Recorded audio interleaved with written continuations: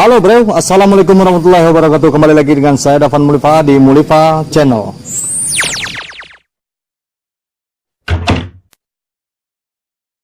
Ini saya sedang bertemu dengan seonggok perempuan. Namanya siapa, Dek? Dira. Hah? Dira Nur Anggreni. Salam dulu, Dira. Ya. Dira, nama saya Dafan. Ya. Dira orang mana? Orang Cikretek. Cikretek. Iya. Kita akan bertanya ke Dira tentang lelaki Minang.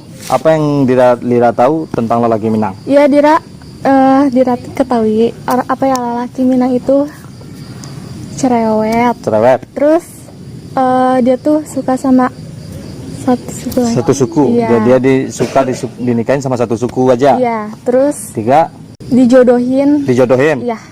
Yang keempat Pelit. Ya. pelit. Iya. Yang keempat pelit. Yang kelima Dibeli. kalau nikah dibeli. Iya. Oke, itu pertanyaan yang sering terjadi di kalangan orang-orang luar Minangkabau. Pertanyaan yang 5 ini, banyak yang beranggapan orang Minang itu seperti yang dibicarakan sama Dira tadi. Oke, kita akan mengupas fakta, mitos, cerita yang berkembang dari yang 5 ini. Sebelum tayangan ini dimulai, jangan lupa di Subscribe, komen, dan like. Nah, ini dia. Katanya lelaki Minang itu cerewet. Sebagian besar watak orang Sumatera adalah keras dan tegas, tidak suka bertele-tele. Itulah prinsip yang dipegang kebanyakan laki-laki Minang. Kalau ngomong apa adanya, bagus bilang bagus, sakit ya dibilang sakit, tidak suka ya bilang tidak suka. Kerasnya kehidupan yang dilalui membentuk pribadi yang tegas, to the point pada orang Minang. Jika ada sebuah kesalahan, lelaki Minang akan dengan tegas memberi arahan dan menasihati, bahkan memarahi. Jadi Anda jangan sampai salah kaprah menangkap ketegasan sebagai suatu sikap yang kasar dan cerewet. Katanya lelaki Minang itu dijodohkan. Perjodohan bukanlah hal yang wajib bagi orang Minang. Sama dengan masyarakat suku lainnya. Mungkin dulu pernah ada diwajibkan seperti ini. Tentu orang tua ingin anaknya memiliki pasangan hidup yang baik dari segi finansial, pendidikan, agama, dan perilaku. Kalau orang Jawa terkenal dengan istilah lihat bebet, dan bobotnya. Begitu juga dengan orang Minang. Sekarang perjodohan orang Minang tidak terlalu kental. Banyak orang tua memberikan kebebasan untuk anaknya dalam memilih pasangan hidup. Walaupun memberi kebebasan memilih, para orang tua ini tetap memberi kriteria calon pasangan seperti apa yang baik kepada anaknya. Jadi tinggalkan prasangka negatif mengenai perjodohan orang Minang. Katanya harus menikah dengan suku yang sama, yaitu sama-sama Minang. Banyak kejadian patah hati apabila berhubungan dengan orang Minang. Banyak juga hubungan yang terpaksa kandas di tengah jalan, tidak direstui. Orang tua yang tidak mengizinkan anaknya menikah dengan suku lain. Kejadian patah hati karena alasan perbedaan suku ini terkumpul dan menghadirkan opini bahwa orang Minang melarang anaknya menikah dengan orang yang bersuku lain. Kenyataannya, tidak semua orang Minang melarang anaknya menikah dengan orang yang bersuku lain. Banyak juga orang Minang yang menikah dengan orang Jawa, orang Sunda, orang Batak, bahkan mancanegara seperti Eropa, Amerika, Jepang, dan lain-lainnya. Kalaupun ada yang patah hati karena hubungan dengan orang Minang yang kandas karena alasan perbedaan suku itu, hanya kebetulan saja sifat alami orang tua yang tidak ingin kehilangan anaknya atau tidak ingin jauh dari anaknya adalah yang menjadi alasan utama kenapa mereka terpaksa tegas melarang hubungan di luar Minangkabau. Takut anaknya nggak pulang-pulang gitu loh. Katanya lelaki Minang itu pelit. Penilaian negatif ini sudah lama berkembang dan tertancap di benak masyarakat Indonesia di luar Minangkabau.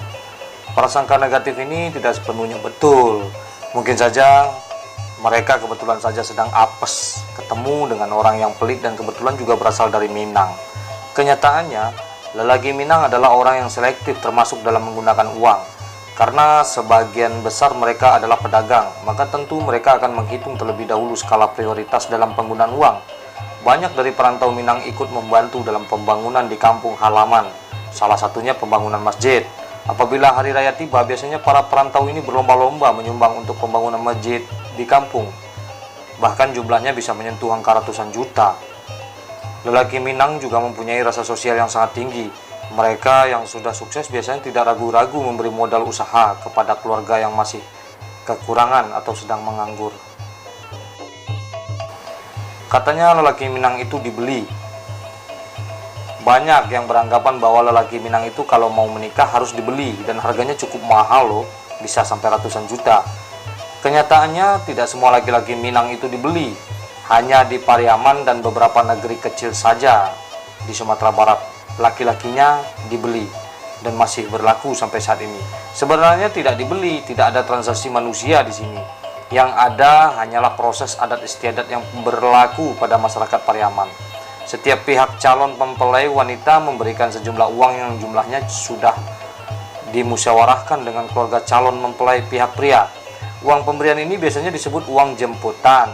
Adapun tujuannya adalah sebagai bekal untuk mempelai pria dalam membangun rumah tangga dan sebagainya. Dan sebagiannya lagi untuk biaya resepsi pernikahan atau disebut juga dengan barale. Di Pariaman ini biasanya besar uang jemputan dilihat dari profesi dan penghasilan. Laki-laki dengan profesi populer seperti polisi, tentara, dokter mendapatkan uang jemputan yang besar dengan kisaran 50 juta sampai dengan 150 juta. Itu dia penjelasan dari 5 buah pertanyaan. Bagaimana Lira? Oh begitu ya, ternyata salah semuanya. Nah, ternyata salah. Lira juga mengakui. Lira ini orang asli Bogor ya Lira? Iya, Bogor. Asli Bogor. Emang pernyataan Lira itu ternyata semua salah katanya. Nah, semoga tayangan ini dapat menambah wawasan kita semua bagaimana sifat orang Minang, bagaimana sebenarnya orang Minang, dan bagaimana anggapan orang lain tentang orang Minang. Semoga kompak selalu. Salam Mulifa Channel.